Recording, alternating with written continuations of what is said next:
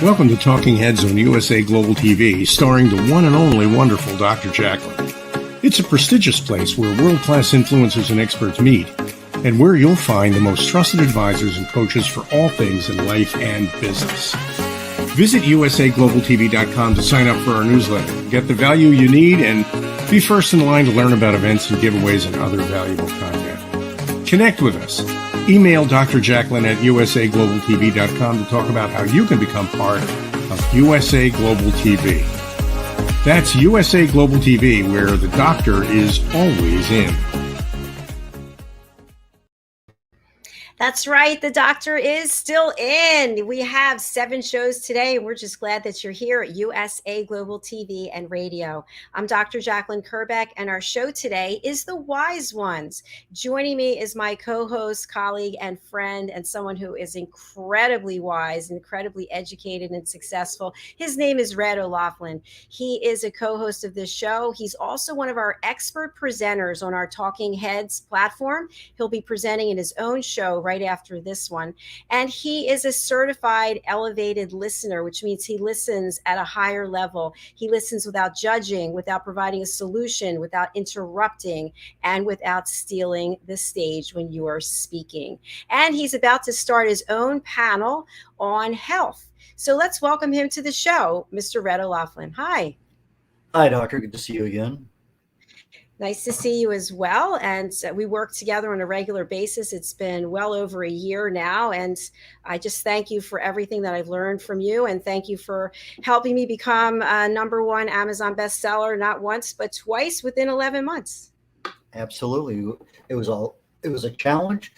It was a lot of stress. One of those topics I'm going to be talking about on the next show. But all in all, it turned out well. And kudos to you for making it happen.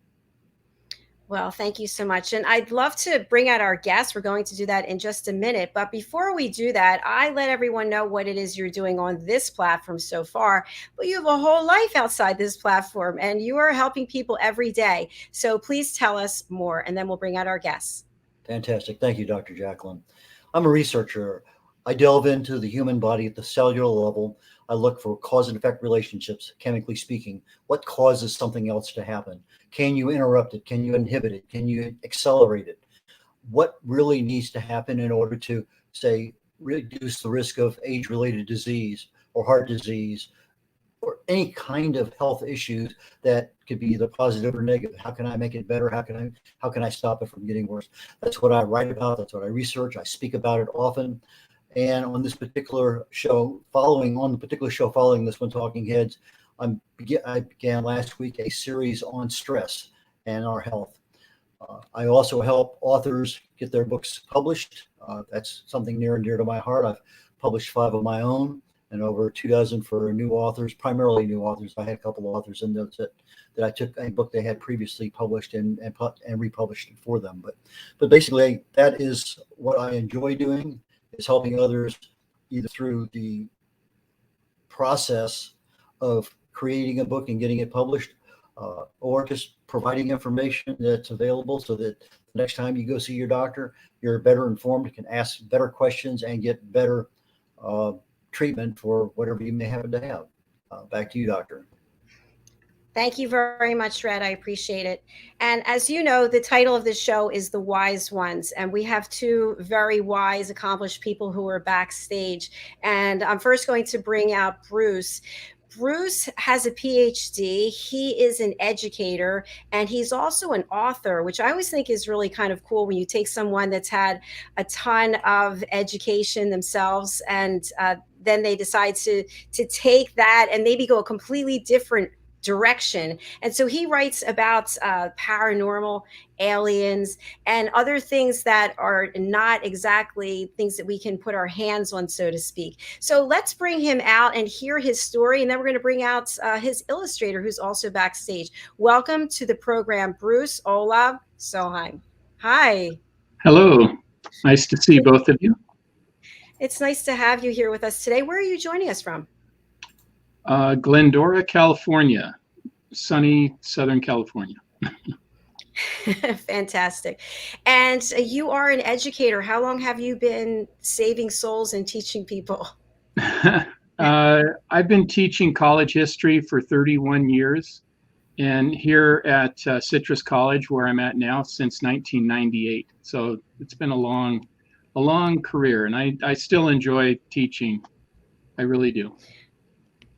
Well, you look like a pretty happy person. And so for somebody to be doing that as long as you've been doing it, you must have a real passion for it. So I'm going to ask a question, then Red, I'll turn it over to you. But Bruce, we're going to get into your work as an author. But first, I'd really like to talk to you about your work as an educator, something you've been doing for so long.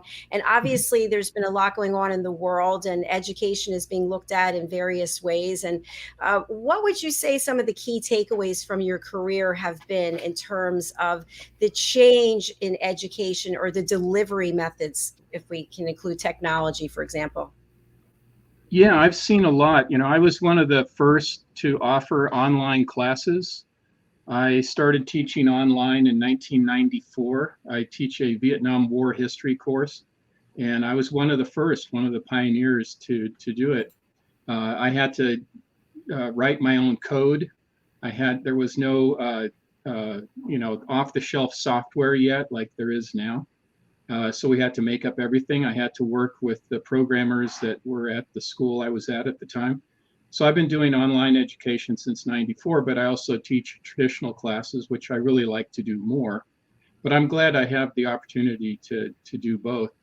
And so that's been a big change. It was something kind of unique at first, and now it's just accepted, especially with the pandemic. And I've been able to integrate some of what we do in the classroom online, so I've enjoyed doing that. As far as the political climate, those things come and go. I lived through the '60s as a young boy. My brother fought in Vietnam, so I do remember those times, those tumultuous times. We are entering into very tumultuous times, or have been for a while. And the classroom is kind of a place for us to take a step back and look at it and analyze it. And I never get into the politics. I'm very careful to listen. You talked about listening. Listen to my students and see what they're yearning to know, what they need to know. And I offer a broad perspective, a balanced perspective for them in history. And I think that's served me pretty well. That and the fact that I love what I do, and that comes across to the students, and they get excited about history. Many of them saying, I never, history was not my favorite thing. And I say, how could it not be? It's everything that's going on around us all the time involving people. And then just lastly, what I impress upon them is this idea of the importance of the individual. I wrote a textbook. It's actually an anti-textbook because it's not like any other history textbook that I call Making History. And I picked that phrase because I encourage students to make history every day, that all of us do. We all contribute our part, and and my job is to help empower them. So that's what I do in a nutshell. Thank you very much. You can tell that you really like what you do and you're really good at it. You just have that glow about you, I think, your aura. Red? Thank you. Bruce, I noticed that looking at your bio that you spent some time in the Army, you became a helicopter pilot. You went to Bowling Green. One of my navigators went to Bowling Green, so I'm at least familiar with the university. But one of the other things that fascinated me about your background was that you're a Fulbright professor and scholar. Could you tell us a little bit about that? Yeah, so every year our government sends approximately 600 professors overseas to teach their discipline, ranging from biology to political science, history, math, whatever. And I was sent to Norway. I was actually sent to the northernmost university in the world, the University of Tromsø, which is 250 miles above the Arctic Circle in northern Norway. And I was to teach American history. And it was a great experience. My parents are from Norway.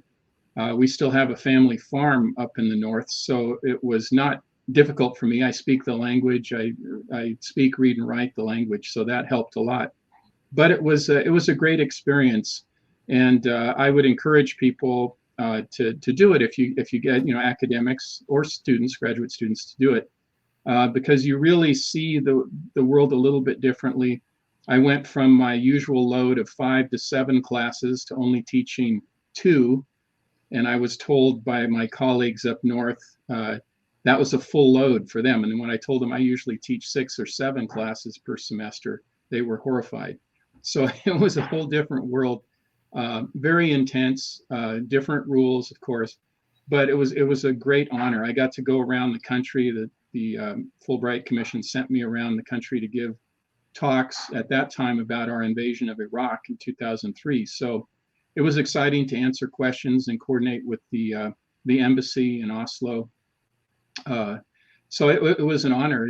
We're academic ambassadors. So it's been a nice, it's been a really nice part of my academic career to have had that experience.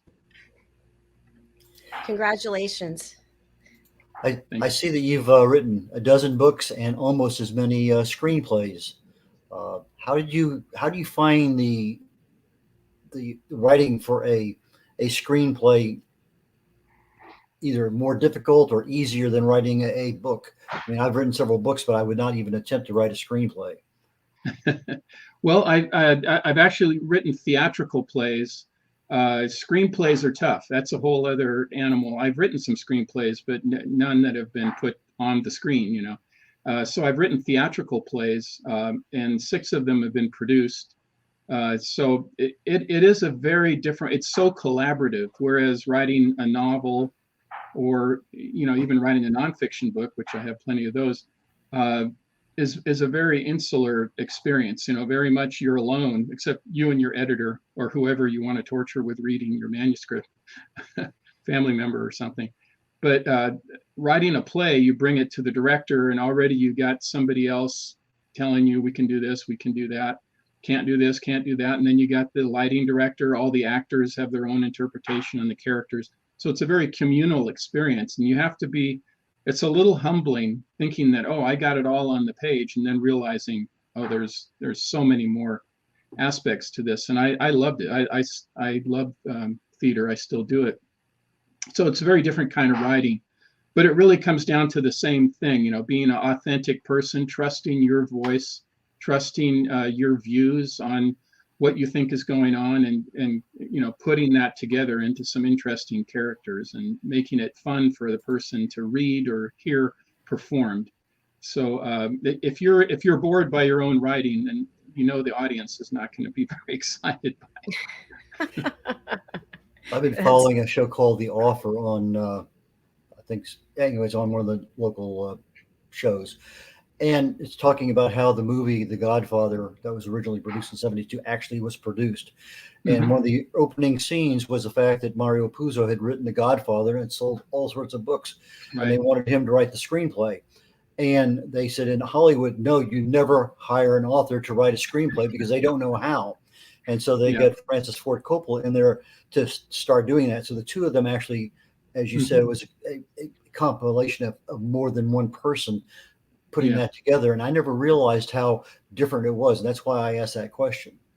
Yeah, no, it is. And, with movies, it's so visual. On the stage, it's, there is a setting, but it's a lot of it is dialogue. So, and the compelling actors, that never get a rest. It's not like they're just going to cut a scene and okay, cut, and then you go to your trailer or something. That you're on the whole time. So it's pretty exhausting for those actors, and you have to take them into consideration when you're writing. But in all writing, I tell my students this, even when they're writing a paper, make it your own, like make sure the opening line is memorable. That's very important, I think. You have to catch the reader right away, because it's like an elevator pitch, you gotta be able to catch them right away. And so, there's a lot of things you learn. But yeah, every type of writing is a little bit different, but it really comes down to being honest and taking some risks. It's good to take some risks, not be too cautious and timid. And people, you can fall pretty hard sometimes, but a lot of people appreciate that. I noticed that Julia is your illustrator. How did you connect with Julia initially, and how does she help you in your writing? Yeah, so I do comic books too, and that's where Julia comes in. I also worked with a comic book artist named Gary Dumm from Cleveland, who's been illustrating comics since the '70s. And this latest graphic novel that I've written, I guess it's bigger than a comic book.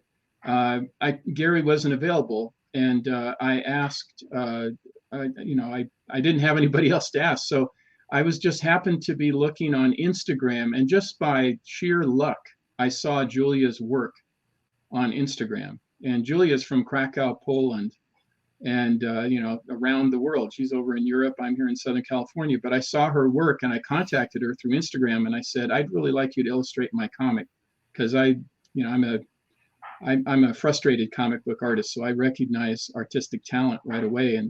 And then we met through Skype, and then have been emailing and creating for the last year to put together this graphic novel. So, and she's starting out her career. She's still in art school, but I've talked to Gary, who's been doing comic book art, sequential art, since the early 70s. And he said that she is extremely advanced in her skills. So I was lucky enough to get her right at the beginning of her career. I love this story. I love the power of social media, the fact that the person you're working with wasn't available, and then you found this other person that's fabulous. We're going to welcome her to the show. I've also pulled up your website. If you'd like to walk us through that, that would be interesting as well. But welcome, Julia, joining us from Poland. Hello. Hello. Nice to have you here. So I'm sure you heard this, Bruce sharing the story about how he found you and your work, and it's very impressive. Congratulations. Thank you. And thank you, Bruce. Julia, dzień dobry, jak się masz? Fine, thank you.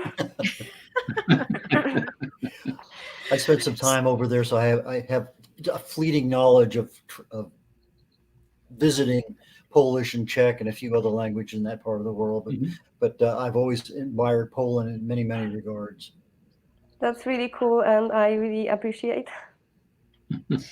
So, Julia, from what Bruce just shared, you're in the beginning of your career, and you're really making things happen. Tell us about your work. How would you categorize the work that you do? And then we'll dig into that a little bit deeper. Well, so for Bruce, I was doing comic illustration for his story. I also do other art things. I study in art college, and I don't only study their illustration for comics. I actually barely study that at college. But I study digital art in general, and I also think I'm going to do other illustration related stuff different from comics in the future. But comics has always been something I really loved. I've been reading comics since I was pretty much a little kid, and I was always dreaming about illustrating one professionally. And that's why I'm really happy to be here today, and that I was able to work with Bruce. And yeah, if I had to describe my art process, well, for Dr. Jekyll, for the comic that I was illustrating, then I just take what Bruce has written, his script, and also his rough storyboards, and I used it as guidelines to do illustrations. I imagine all the situations, how would they look. I try to feel what the characters feel, and I try to portray them the best possible way I can. I also design many characters, not all of them, because some of them were from Bruce's previous comic, and they were designed by the previous artist. but that's pretty much all I do. I noticed Thank that you. when you have characters as a public speaker, your body language is very important. And when you only have a stationary character, that body language can convey a lot. But even more so, the facial expressions, if you're a very good speaker, your face conveys the meanings of the words that you're saying because there's so much of an attachment between the emotional part of the brain and the facial muscles. So in a character, whether it's comic book or otherwise, it doesn't matter. You have a certain word or certain emotion that you want to portray, and most of the time you see that in the facial expressions. Is that a fair way of saying the same thing translates into comics?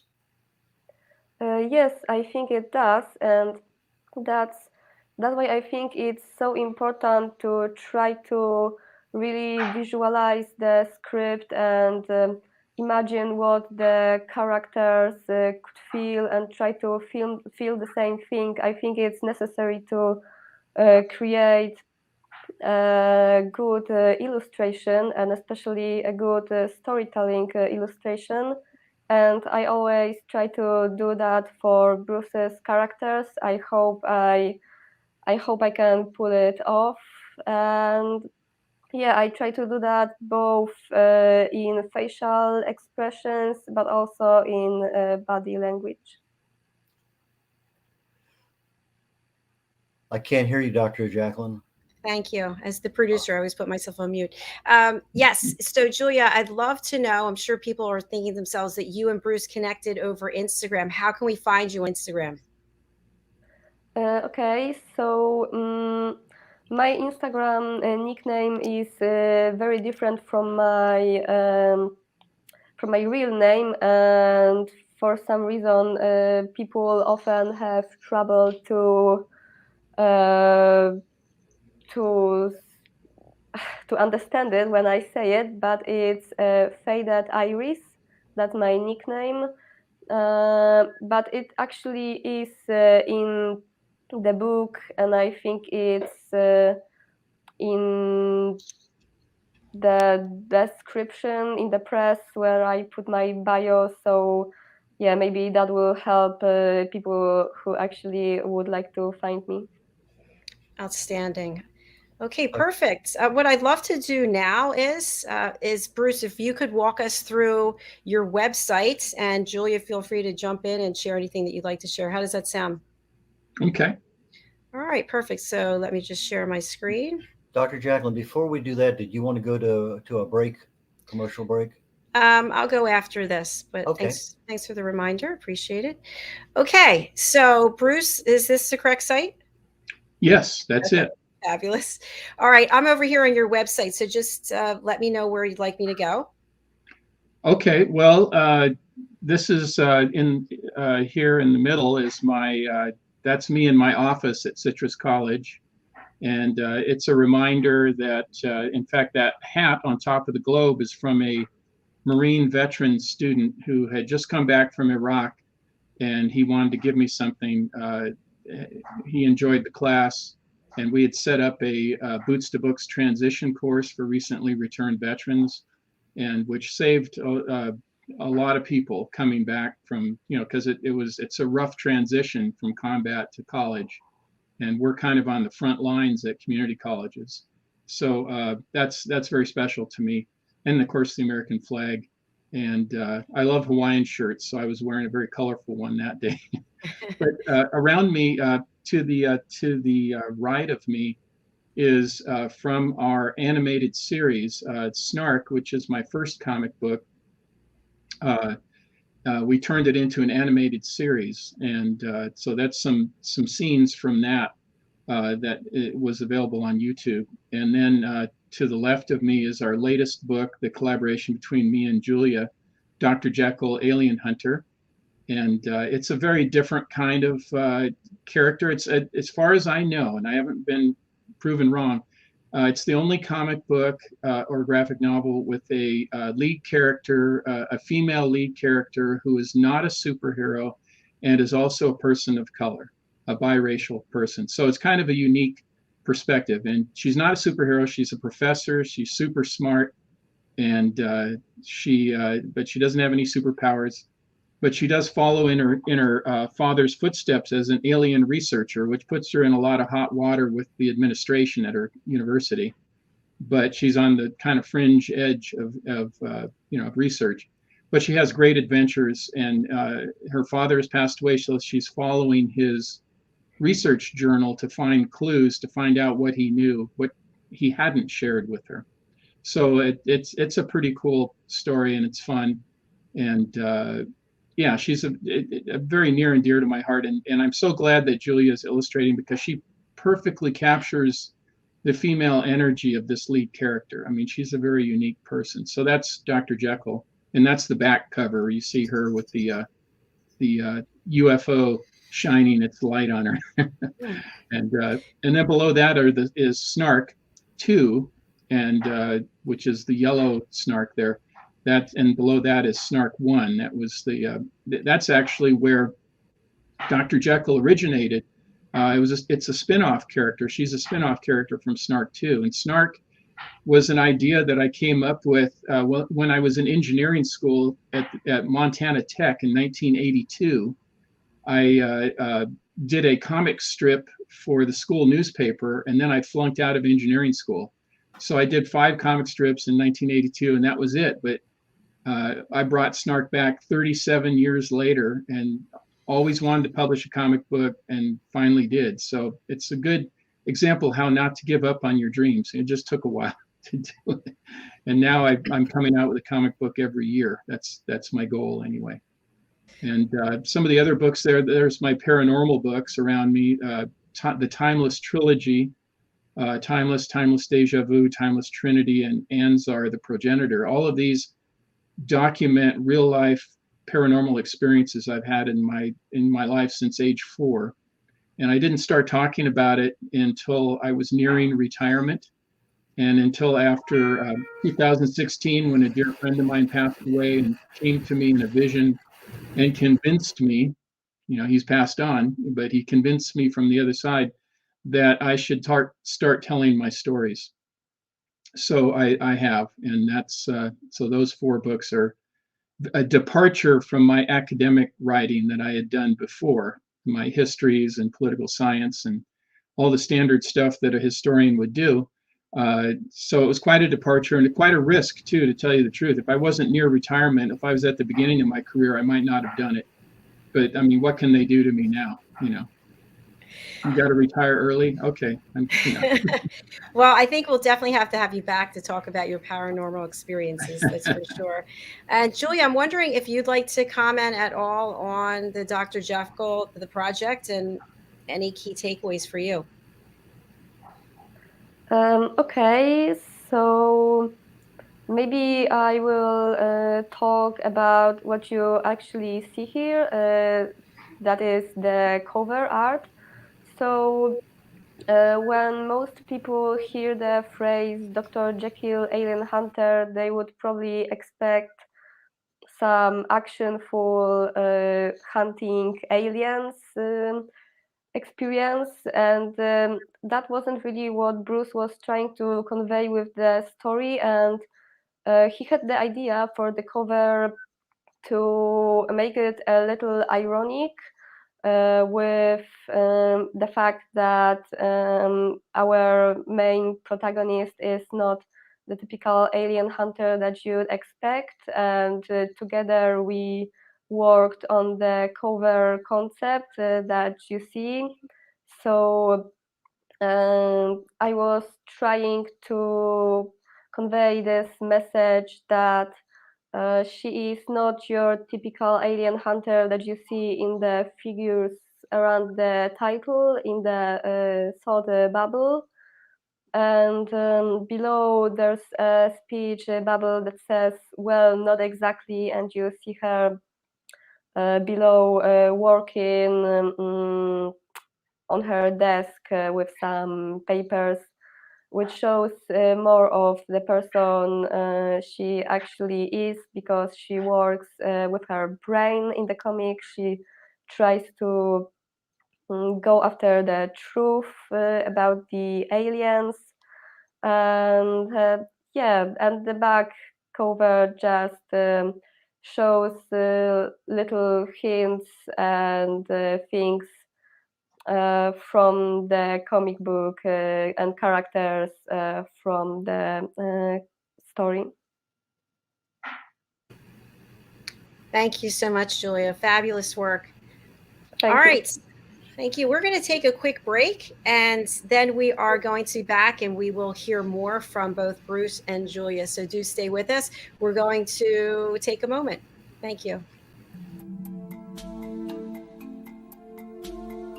Take a moment. Take a moment. Take a moment. Take a moment. Take a moment. Take a moment. Take a moment. Take a moment. Take a moment. Take a moment. Take a moment. Take a moment. Take a moment.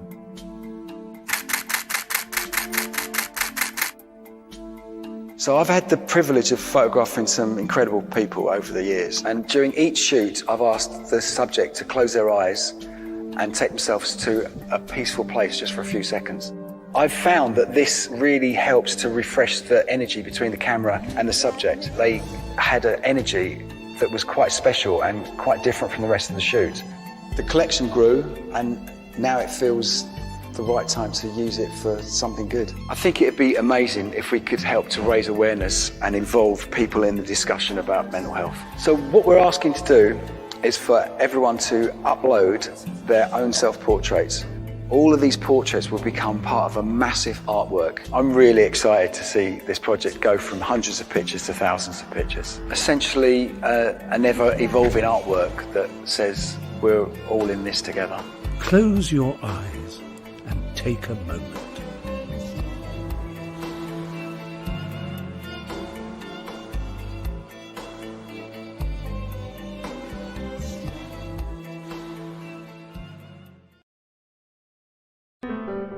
Hello, boys and girls, and welcome to Story Garden. Your host, Diane Boehm. I'm so happy to have you here today. Diane Floyd Boehm tells wonderful stories that warm the heart, spark the imagination, and unite people and families across generations. For children, Diane's Harry the Camel connects with all of us who've ever wondered how different our lives might have been if only we'd been born something better, like a wonderful horse instead of an ordinary camel. In the end, we all learn along with Harry that there's nothing better than just being yourself. Diane's Little Girl in the Moon looks down on earthbound children and wonders if they know she's just like them. A story of love, home, and the bond between mother and daughter, its powerful theme that we're each of us different yet all of us the same plants a seed in children that promises to blossom within a loving and trusting grown-up.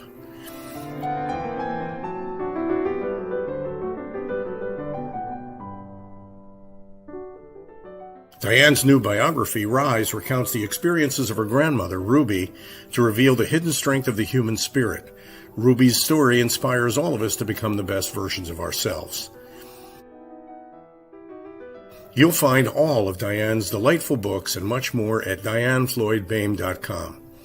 Visit dianefloydboehm.com. That's dianefloydboehm.com.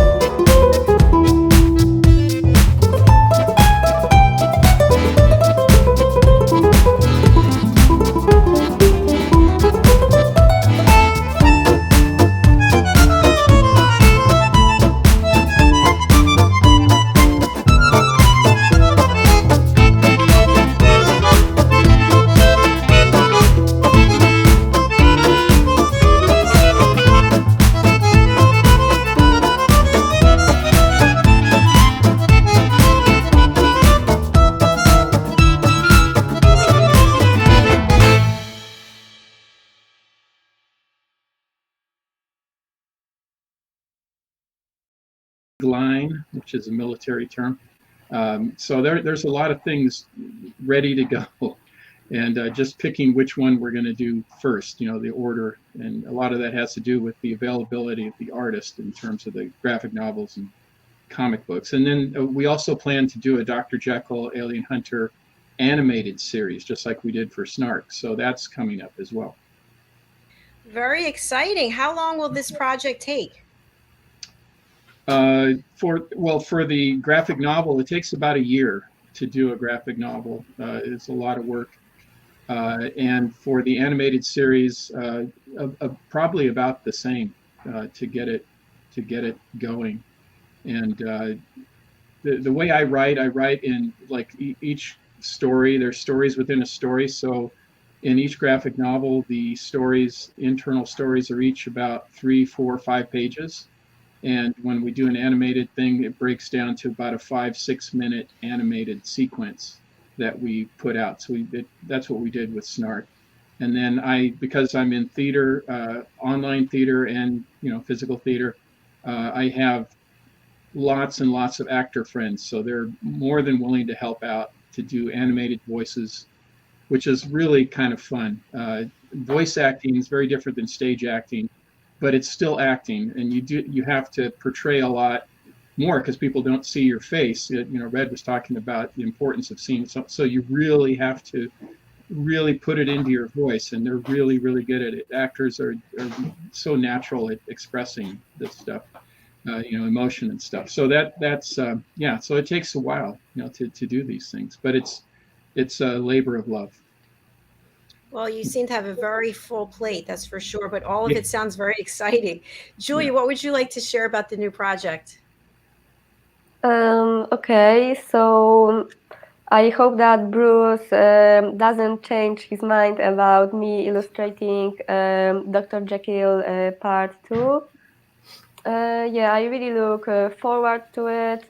Bruce already sent me some rough storyboards of the new couple of first little stories, or you may see it as kind of chapters. And I really look forward to the project. I already have some ideas how to make the illustrations better than the first comic book. And for the other projects that I would like to work on in the future, I would certainly like to keep working on comics. I'd love to become this fully professional comic book illustrator and do comics for the rest of my life. And but I will probably also take part in some other art-related projects. Fantastic. And I'm also following you on Instagram, and you have some really incredible work. You're very talented. Thank you. I have one final question for the good doctor before he leaves, because he's involved in so many things, teaching classes, and just it's amazing how much stuff he produces. What do you do for fun, Bruce? This is it. I love spending time with my family, going places. We haven't gone very many places except locally since the pandemic. But I also love baseball, and my son plays baseball, and I still play, believe it or not, at age 63. So there's, you never take the boy out of the man. I mean, the little boy's still there, and I still love to play the game. So like we're going to do this father-son tournament in Phoenix in October. So so I do that for fun, and I play music too, and that's fun. So there's a lot of things to do. And Julia, what do you do for fun? So for me, this is also kind of it. I do illustration and drawing for fun. I often just draw for myself, especially recently since we finished working on the comic. And yeah, you can call it practicing my illustration skills when I draw for fun. But besides just doing art, I also love to first of all read comics, but I also really love to watch movies. And recently, I fell in love with cartoons and animations, so I really kind of spent more time than I used to on watching some animated TV shows and movies. And yeah, that's basically what I do for fun. I either draw or just look at other people's art. Well, I have to say, it really warms my heart to see how you two are working together and from different generations, from different parts of the world. I just think this is fantastic. And it's really, you are really sort of a role model, Bruce. I really appreciate it. Oh, thank you. I love teaching. I love working with young people, and part of my job is to empower them. No, that is my job. So they know how important they are, and I think Julia senses that, how important and powerful her art is to, not just to herself to make a living, but to the world. And you can change the world through your passion. So. Well, I knew when Thank you you. wanted to have her on the show that you were really supporting her work, and I applaud you for that. Thank you.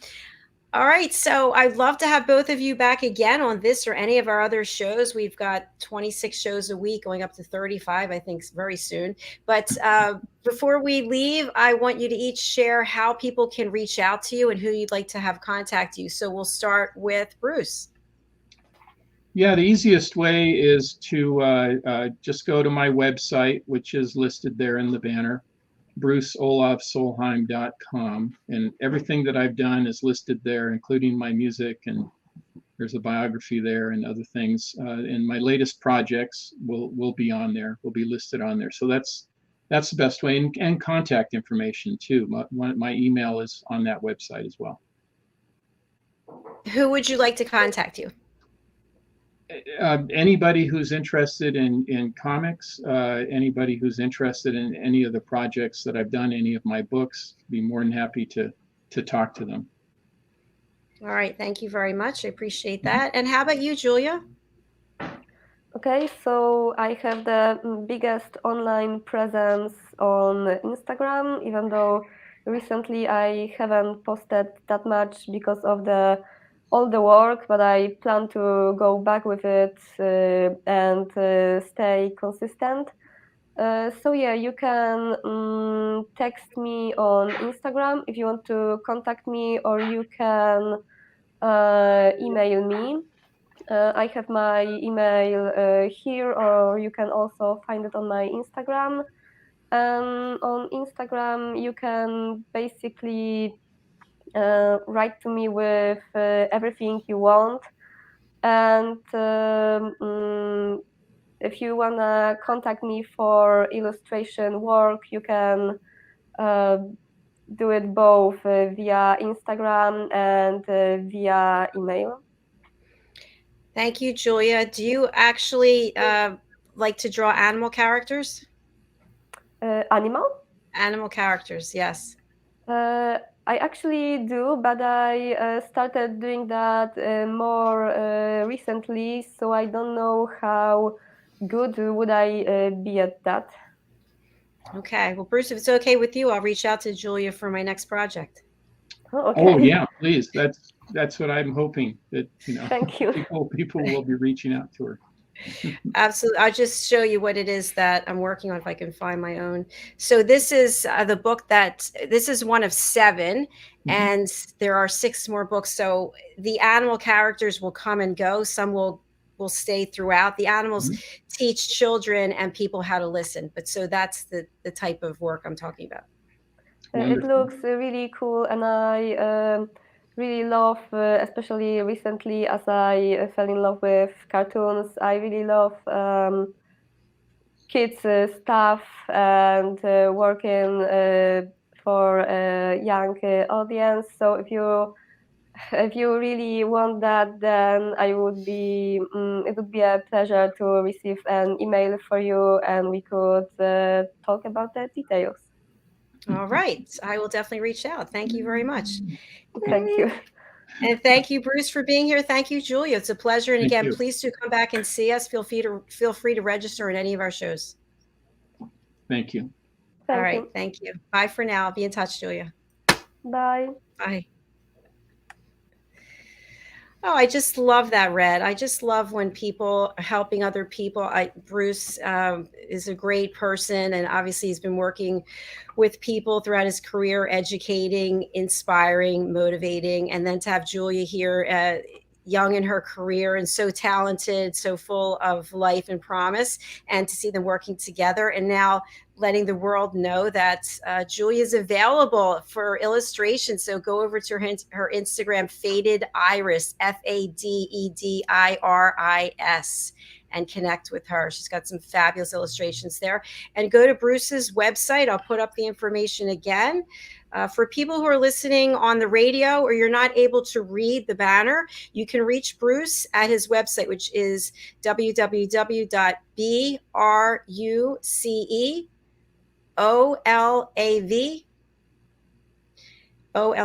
Where am I? I'm going to start again. BRUCEOLAVSOLHEIM.com. There you go. All right. Thank you so much. And Red, we're going to go over to our next studio for your Talking Heads presentation. Tell us again what it's about and how people can connect with you. Talking Heads is a program where a subject matter expert delves into a topic for a number of weeks. The particular topic that we're on right now is on stress. And today's specific topic, we're going to be talking about over 24 myths about stress, things that people say that may or may not be true for everyone. Because in some cases, yeah, it's false for the vast majority of people, but there are some it's not. So we're going to go and delve into that and find out, well, why do people say that? And it may or may not be true. So we're going to talk a lot about what are some of the more common myths associated with stress. And as part of that myth, we'll also be talking a little bit about understanding why that came about and what we can really do about it. It's not the solution for everything, but part of the awareness and education into the health and wellness arena. Thank you very much, Red. I appreciate that. And I'll let you get over to the other studio while I close out the show. Fantastic. Catch you in a little bit. Thanks. Bye. Thank you, everyone, for watching or listening, for subscribing on our YouTube channel, USA Global TV. As I mentioned, we have about 26 shows a week. I'll just share some of them with you. This is one of our newer shows, Aging Gracefully with Humor, A Woman's Prerogative, a show for women, by women, about women, Global Homes and Gardens, Amina the Pet Psychic, the United Kitchens Cooking Show, The Power of, Etiquette and Manners, Authentic Achievements,